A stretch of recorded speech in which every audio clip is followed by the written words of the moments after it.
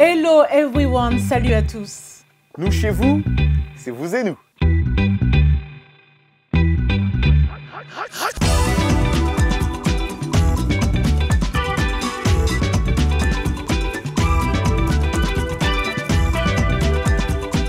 Ravi de vous retrouver pour ce nouveau numéro de Vous et Nous. Comme vous pouvez le constater, on est encore en dehors des studios de la VOA pour répondre à la distanciation sociale. Alors cette semaine dans l'émission, nous irons au Zimbabwe pour comprendre les enjeux du système matrimonial sur place. Le chanteur canadien The Weeknd, Abdel Tesfaye de son vrai nom, avait investi pas moins de 7 millions de dollars de ses fonds personnels pour faire du spectacle de la mi-temps du Super Bowl dimanche dernier, ce qu'il avait en tête d'après son manager. On en parle dans les news. Nous irons également en Égypte découvrir une initiative de théâtre ambulant qui régale bon nombre d'habitants. Au rendez-vous aujourd'hui, notre segment à vos amours. La question hashtag vous et nous de cette semaine et Anglais Express avec Michel Josaphin et qui nous amène d'abord à Dakar. Salut Roger, on commence effectivement à Dakar au Sénégal quand l'université se rend au service de la construction durable. L'Institut de la vie et de la terre vient de créer l'éco-pavé. Alors de quoi s'agit-il? Il s'agit d'un pavé construit essentiellement avec des déchets solides, notamment le plastique. Non seulement cela est bénéfique pour l'environnement, et c'est également une façon de créer de l'emploi pour la jeunesse. Voyez tout de suite ce reportage d'Alison Nekogo Fernandez. Du plastique, des rejets miniers, du sable et du ciment, telle est la composition de ce pavé écologique fabriqué par l'Institut des sciences de la terre de Dakar. Ça, c'était à l'échelle laboratoire. À l'origine de cette innovation, Cher Diallo, ingénieur en chimie de l'environnement, de retour à Dakar en 2017, après avoir passé 29 ans en Allemagne. Quand je suis rentré d'Allemagne, j'ai vu beaucoup de plastique qui m'a dérangé. Je ne pouvais pas marcher, ou bien quand j'achetais donc des produits où il y avait du plastique, j'étais obligé de mettre ça dans ma poche. Alors ça me dérangeait, je me suis dit, mais il faut que je trouve une solution. Il décide alors de compacter le plastique puis de le broyer. Ça donne ça, des petites billes qu'il a l'idée de recycler dans des pavés écologiques. L'Institut des sciences de la terre, avec qui il s'associe, ajoute à la formulation des rejets miniers, autres déchets solides encombrants. Résultat, un pavé écologique, mais aussi économique. On sait bien quand même que les déchets plastiques sont rejetés. Ça ne se vend pas presque. Si ça vend également aussi, il y a un coût donc là, qui n'est pas si cher, ce qui fait qu'on va l'utiliser au niveau de la formulation qui nous permet d'avoir des pavés qui sont quand même économiques. Une dizaine d'étudiants, tout juste diplômés, ont été formés à la fabrication de ces pavés. Dans l'enceinte de l'Institut, juste à côté du laboratoire de géomatériaux, ils en produisent chaque jour plusieurs centaines. 6 personnes, on peut produire 25 mètres carrés par jour. Comme vous l'avez vu, ici je suis donc le chef de chantier ici. Je coordonne les travaux depuis il y a 2 mois de cela. Voilà. Je suis prêt donc à travailler c'est-à-dire pour participer au recyclage des déchets plastiques. Un projet prometteur. Ces pavés ont déjà été achetés et posés à divers endroits de l'université Cheikh Anta Diop, comme ici, devant le rectorat. L'Institut des sciences de la terre entend poursuivre ses recherches dans le domaine de l'éco-construction et pourquoi pas, à terme, ouvrir une usine de production d'éco-pavés avec pour responsable des étudiants de l'ISC. Alison Nekogo Fernandez pour VOA Afrique, Dakar. Que pouvez-vous faire pour protéger l'environnement? Oui, c'est la question que beaucoup se posent. Ouais, il y a une multitude des petits gestes que chacun de nous peut poser à la maison chaque jour pour contribuer à protéger l'environnement aussi. L'eau, par exemple, est une ressource précieuse, on le sait tous. Pour réduire votre consommation d'eau, vous pouvez fermer le robinet pendant que vous vous brossez les dents, par exemple, ou que vous vous lavez les mains. Là, ça peut toujours aider. On va à l'Égypte maintenant où il est désormais possible de regarder des spectacles musicaux dans le confort de son balcon. Un théâtre mobile parcourt les quartiers défavorisés du pays afin d'offrir aux populations des prestations artistiques en plein air et complètement gratuites. Les détails, c'est avec Thierry Kaoré. Dans le quartier Asmara du Caire, c'est le grand jour. Les résidents accueillent le tout premier théâtre mobile. Avec 2 camions remorques, les organisateurs dressent un podium géant sur la place publique. Dans les coulisses de Fortune, on se prépare pour un spectacle inédit. C'est une très bonne idée. Cela aide les gens à se connaître et à connaître leurs habitudes aussi. C'est une très belle idée. J'aime ça, même si c'est la première fois que j'y participe. Les résidents, quant à eux, ne se sont pas fait plier.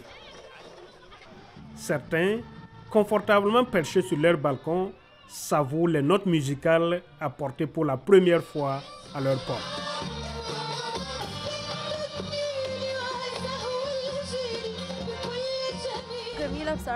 C'est très bien d'avoir quelque chose comme ça juste devant ma fenêtre. C'est très facile. Je n'ai pas à quitter la maison. Cela se déroule dans un quartier charmant sans sortir de chez moi. Je m'assois sur le balcon et je regarde. Ce spectacle mobile est l'initiative Justice culturelle du ministère de la Culture qui veut lancer des activités culturelles dans les zones qui n'en disposent pas.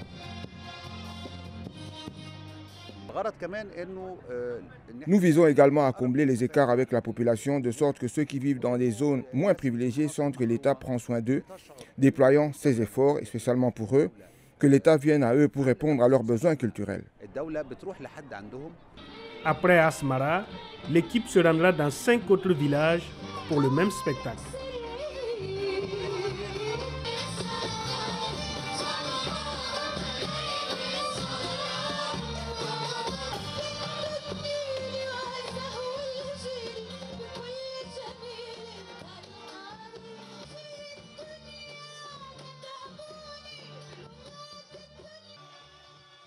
Bravo pour cette initiative qu'on ne peut que saluer, car l'art ne doit pas rester uniquement pour les privilégiés. On va changer de direction à présent et se rendre au Zimbabwe, où la plupart des mariages sont coutumiers. Et cela pose souvent des problèmes pour les femmes lorsqu'elles divorcent ou en cas de décès, elles se retrouvent parfois sans rien. L'année dernière, une nouvelle loi a pu permettre de faire évoluer les choses, notamment lorsque les mariages sont enregistrés. Elle permet aux femmes d'avoir la même chose que si elles étaient mariées légalement. Pour plus de précision, voyez ce reportage de Columbus Mavunga, récit Blanche Sanou. Lorsque le mariage coutumier de Juliette Gwenere, 39 ans, a pris fin en 2016, après 12 ans, elle s'est retrouvée avec 5 enfants à sa charge, sans aucun bien ni soutien de la part de son ex-mari. Elle a été forcée de déménager avec sa mère dans la ville de Chitungwiza, au sud-est de Harare. Aujourd'hui, Gwenere ne veut pas que ses 3 filles fassent la même erreur qu'elle a commise lors de son mariage. Les hommes ne vous donneront rien. Ils vous diront simplement de repartir tel que vous êtes venu. Vous n'avez droit à rien. Mais si vous devenez indépendante, si vous allez à l'école, si vous êtes habilitée, si vous avez un emploi, je ne pense pas qu'un homme puisse réellement dire que vous ne méritez rien. La plupart des mariages coutumiers au Zimbabwe sont des unions non enregistrées qui n'accordent aucune protection juridique ni aucun droit d'héritage aux femmes si l'union prend fin. L'année dernière, une décision de la Cour suprême a accordé aux femmes le droit à l'égalité de propriété si le mariage est enregistré. Le groupe de défense des droits légaux des femmes affirme que de plus en plus de femmes prennent conscience de leurs droits depuis l'adoption de cette loi. La plupart des clientes qu'on a reçues ont exprimé leur confiance dans le système judiciaire, notamment en ce qui concerne le droit à la protection, qui est un droit constitutionnel. Elles ont aussi compris qu'elles ont les mêmes droits à l'égalité que leur homologue masculin. Mais les défenseurs des droits disent que les femmes, en particulier dans les campagnes, doivent être éduquées sur l'importance de l'enregistrement du mariage. Nous avons beaucoup de travail à faire pour nous et pour la société civile. Les défenseurs de l'égalité des sexes doivent poursuivre leur plaidoyer. Nous devons dialoguer avec les législateurs. Nous devons nous engager avec les juges en termes de promotion des droits des femmes, d'activisme judiciaire, voire d'interprétation de certains textes juridiques qui font la promotion des droits des femmes. La roue de la justice est enfin en marche pour des femmes comme Gwenere, mais beaucoup reste à faire dans le domaine des droits des femmes pour garantir un avenir meilleur pour ses filles.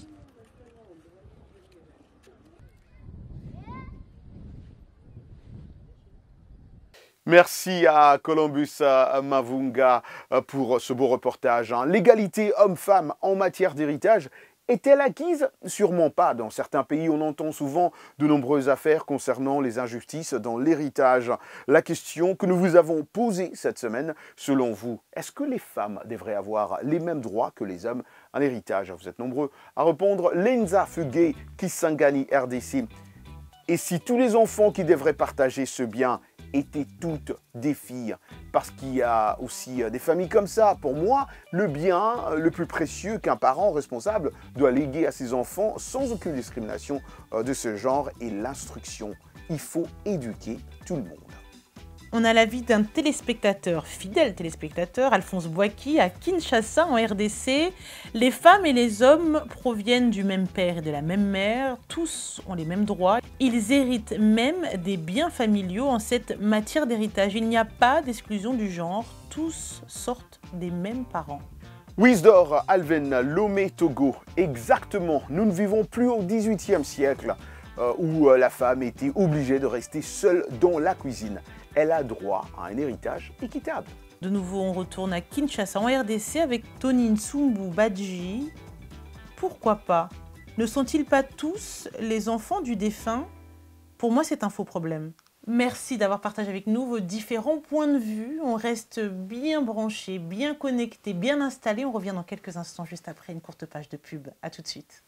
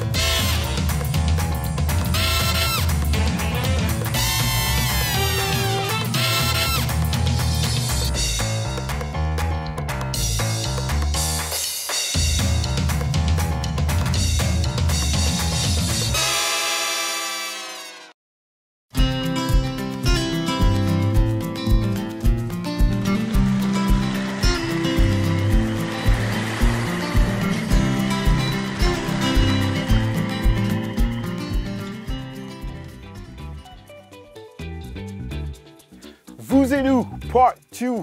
Vous avez compris, comme d'habitude, il est temps d'apprendre l'anglais et c'est avec Michel Joseph. Bienvenue à l'Anglais Express. Cela paraît peut-être évident que dans une phrase en anglais ou dans n'importe quelle langue, si le sujet est au singulier, le verbe sera au singulier.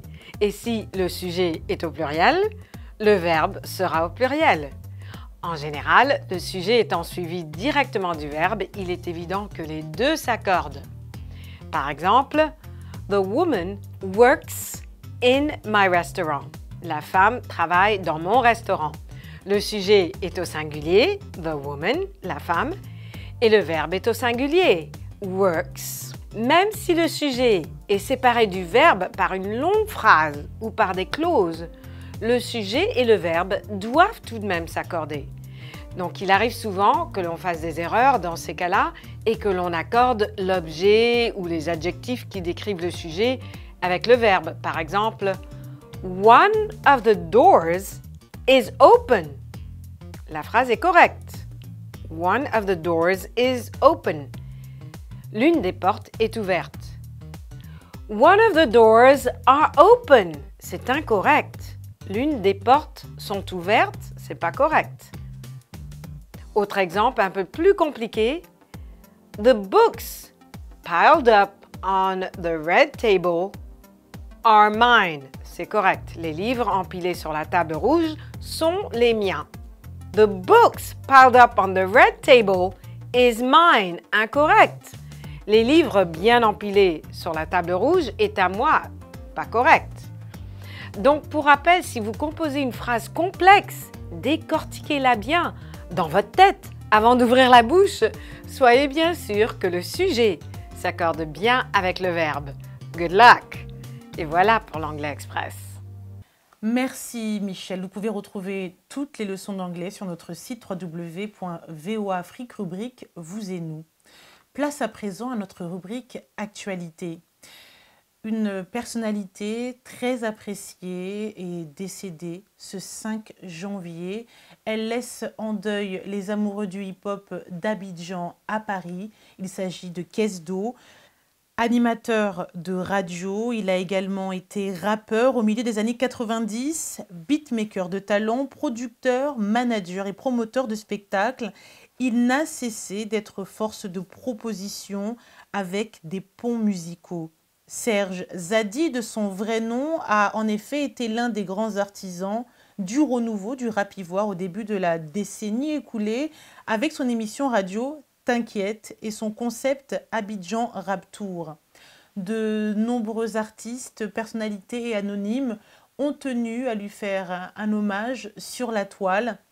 Il est décédé, je vous le rappelle encore, le 5 février dernier à la suite du coronavirus. Paix à son âme. Toujours dans l'actu, je le disais en titre, le chanteur canadien d'origine éthiopienne The Weeknd a transposé l'univers visuel étrange de son dernier album au Super Bowl dimanche avec les néons de Las Vegas et plus de 100 danseurs au visage couvert de bandages lors du traditionnel concert de la mi-temps. Abdel Tesfaye, de son vrai nom, avait investi pas moins de 7 millions de dollars de ses fonds personnels pour faire de ce spectacle de la mi-temps ce qu'il avait en tête selon son manager Wassim Slaby, interrogé par le site du magazine Billboard. Le résultat a sans doute été le show le plus abouti de l'histoire de cette grande messe en termes d'utilisation de l'espace, de la vidéo et des caméras. Ses prédécesseurs, parmi lesquels Prince, Michael Jackson et Beyoncé,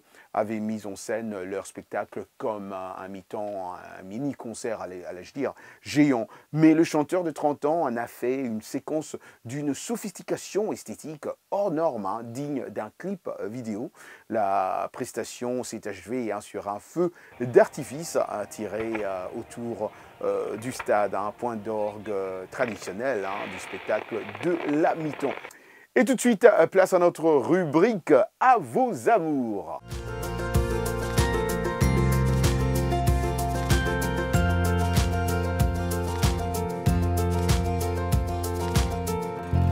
Aujourd'hui, nous allons répondre à vos questions. On commence avec Hubert Kanoutseki à Kananga en RDC qui dit comment est-ce qu'une personne peut gérer ses émotions le jour de la Saint-Valentin si au départ dans un couple tout était bien mais juste avant la fête de la Saint-Valentin il y a eu des sérieux problèmes, disputes il veut dire, entre les deux partenaires.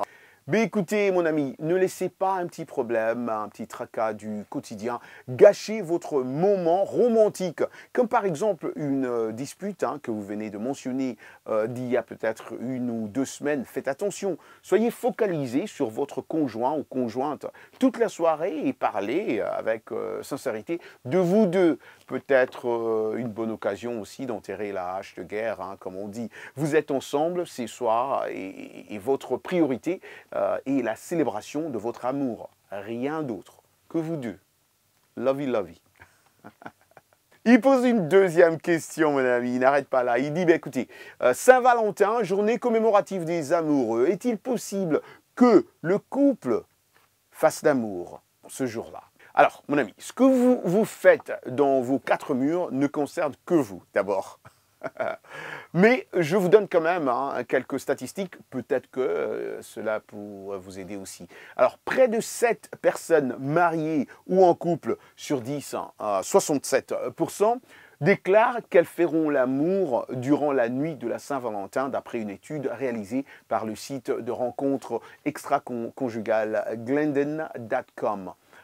Toutefois, seuls 48% d'entre elles le feront par désir, contre 36% par habitude et 16% pour faire plaisir à leur partenaire. Alors peut-être que ces statistiques pourront vous aider. Damienne, Katé, Abidjan, Côte d'Ivoire. Est-ce vrai qu'il existe des spécialistes en relations amoureuses? Voilà. Oui, monsieur. On les appelle des sexologues. Ouais. Le principe est le même que le conseiller conjugal. Ils donnent leurs conseils pour aider les couples ou les célibataires avec leurs relations sexuelles. Mais dans certains cas, ils doivent être à la fois bons en médecine et en psychologie. Freddy Bafando, Kisangani, RDC. J'aimerais connaître l'origine de la Saint-Valentin. Alors l'origine de cette fête remonte au XIVe siècle en Angleterre, à cette époque où la sexualité rimait encore beaucoup avec reproduction. Le 14 février était célébré comme une fête des amoureux car on croyait que les oiseaux s'accouplaient ce jour. Archiduc Théodore de N'Djamena, l'amour, je le vis chaque jour. La fête de Saint-Valentin, je la célèbre simplement comme je peux. Dois-je la célébrer différemment? C'est sa question. Alors moi je pense non, pas nécessairement différemment, car l'homme que vous êtes, je m'imagine que vous écoutez votre partenaire tous les jours, vous êtes sûrement le conjoint qui fait des petites surprises sympas pour faire sourire madame, vous êtes, je veux dire, un amoureux qui trouve sa partenaire magnifique au travers toutes ses cicatrices et ses blessures. Un partenaire de vie qui aime sa femme pour ce qu'elle est et vous le démontrez tous les jours, je comprends. Et bravo pour ça. Je ne pense pas que c'est un problème, mais je ne pense pas non plus que vous dînez souvent dehors. Alors, et donc, si possible, et prévoyez peut-être un restaurant à la Saint-Valentin. Si vous préférez cette année, par exemple, organiser un dîner maison, ce qui n'est pas mauvais non plus. Rien de mieux aussi, je dirais, qu'une pause, par exemple, pour un petit jeu ou un défi sexy. Et d'ailleurs, il y a beaucoup de bouquins, il y a beaucoup de livres qui aident avec des idées pour avoir une certaine imagination et être beaucoup plus créatif dans ces sens. Donc, ce n'est pas du tout mauvais, mais je pense que si vous le faites habituellement, mais c'est bon. Mais en tout cas, essayez de trouver un petit moment, jouer, aller manger, ça ne fait pas de mal. Et voilà, on finit avec vos questions. On va prochainement poser encore plus de questions. Et Kia. Avant de nous quitter, nous allons tester un vélo, pas comme les autres, un vélo qu'on utilise près des lacs et des cours d'eau. Il est alimenté d'un moteur électrique et d'une batterie. Michel Kin l'a testé pour nous et Arzuma Compaoré raconte. Cela ressemble beaucoup à quelque chose qui sort tout droit du futur. Un vélo qui patine au-dessus de l'eau. Tout a commencé avec un rêve. Dans celui-ci, le fondateur de l'entreprise faisait du vélo sur un estuaire. Quand il s'est réveillé, ce dont il se souvenait ressemblait beaucoup à la même expérience qu'il avait vécue sur la terre ferme. C'est ainsi que le Manta 5 est né. C'est un vélo électrique étanche qui transforme les lacs et les rivières en nouvelles arènes pour les amateurs de cyclisme. Il y a des pédales, un moteur électrique de 460 watts et une batterie qui dure plus de 3 heures. Pas si différent qu'un vélo électrique, mais c'est quelque chose de différent. Les ailes en fibre de carbone agissent comme des ailes d'avion. Le GPS, les capteurs d'inclinaison et un accéléromètre aident le cycliste à sortir de l'eau. Lorsque vous commencez à pédaler, le moteur vous donnera une impulsion supplémentaire pour vous aider à bouger. C'est différent du vélo sur la route. Nous n'avons pas de roues, donc tout le système de feedback est assez différent. Nous utilisons donc le GPS pour la vitesse. Le vélo peut parcourir 20 km à l'heure. Monta 5 voit le vélo aquatique comme un moyen d'ouvrir les voies navigables aux personnes afin qu'elles puissent les explorer et peut-être un jour créer un futur sport olympique. L'entreprise néo-zélandaise prévoit de traverser la Manche à bord du Monta 5 l'été prochain. Mais d'abord, les gens doivent commencer à l'utiliser. C'est comme voler lentement au-dessus de l'eau. Et puis, il vient le rappel, ce n'est pas un rêve. Arrêtez de pédaler, la batterie se coupe et vous commencez lentement à couler. Merci Arzuma Compaoré, merci aussi à vous, chers téléspectateurs. On se quitte en musique et danse. On va danser dans mon studio là derrière. Hein, ouais, parce que vous étiez nombreux à me souhaiter joyeux anniversaire. C'était mon anniversaire cette semaine et on va danser parce que moi, ma fête continue. Vous me retrouvez dans mon studio. Allez, venez avec nous. Eh oui, joyeux anniversaire Roger. Joyeux anniversaire Roger. Des salutations à distance. Et comme il est coutume de dire, hein, rendez-vous la semaine prochaine. Bye. Hey, happy birthday to you, my brother, Roger Moutou. Joyeux anniversaire à toi, on est ensemble. Hello, this is the Mutombo. Wanna wish my brother here, my brother Roger Moutou. Hey, happy birthday, man. Big happy birthday à toi, le big bro, the one and only, Roger Moutou, RM. Happy birthday to you, my brother. Roger Moutou, de la part de ton artiste Ninita.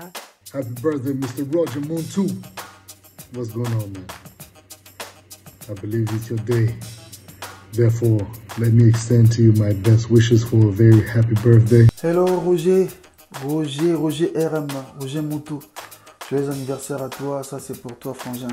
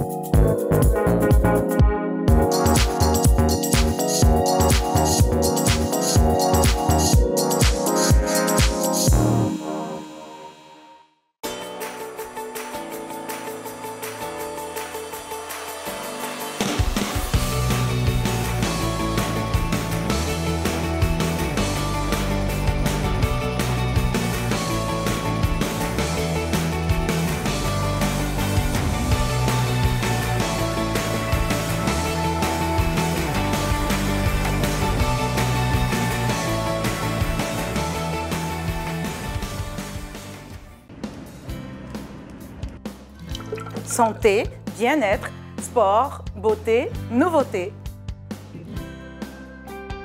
Carnet de santé est l'émission hebdomadaire qui vous veut du bien. Des chroniques, des reportages, des témoignages recueillis sur le continent et ailleurs. Chaque semaine, je vous donne rendez-vous pour une consultation avec nos experts. Carnet de santé vous donne la parole pour leur poser vos questions et recueillir leurs conseils. De Washington, Linor Moudou vous propose Carnet de santé, votre nouvelle émission de santé de la Voix de l'Amérique.